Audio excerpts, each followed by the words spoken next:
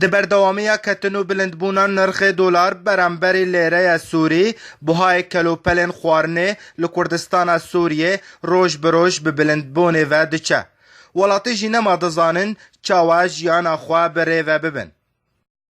والله تشتك نايكري ما تشتك بديها لا لا نايكري بدي يوتشت السيد كان مزني خوي كان تشتي بيان هذا ده تلفوني الشغله بيجيك الو كابتش قاسيا إلو بتشقى هاخذ الشغل هذا باجان بهانا اوه باجان قصدي حموكش باجان لا شكر لا ما شكر خطاري ما نكفره لا شكرها لا دونها باب لا زيتها لا غرام زيتي ضدنا ما به 6000 كنا نقولوا ما بحال شيء لا طبعا خدي خوي كريم الحمد لله خدي نفسيتها مجرح ما خديتها ودينا خوي كريم قال لك زحمتها ما امشي قد عندنا Firoşkar dibêjin ku neh distûwê dolar de ye û dibêjin bazirganên mezin nirxê kelopelan kontrol dikin.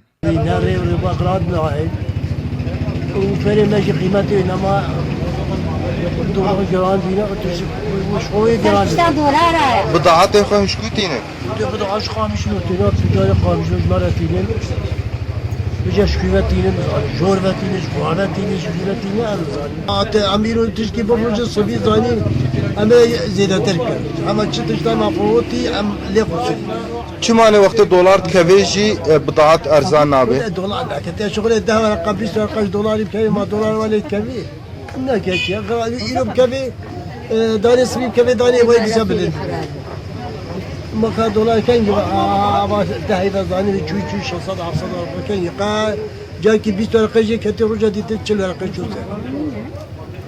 هم زاني وهم خدي بكي خير تده Aborînasak dibêje sedemên bilindbûna nirxê dolar siyasî û ewlehî ne û bazirganên şera jî bi vê karê dirabin. Sebebên sereke ji vê bilindbûnê re yek jî siyasiye û askeriye girêdaya rewşa Sûrî temamî be.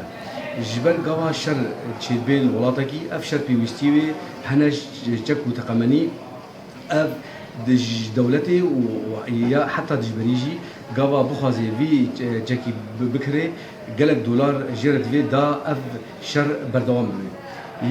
Ya di duwa gelek kargeh di Sûrî temamî hatine seknandin vê de istîrad gelekî ji tasdîrê bêtir e.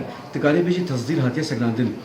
Ev istîrad yê taceriyê bazirgan pêwîstiya wî gelekî dolar he da bikarê va tişta bînê mal de û bifirîşe.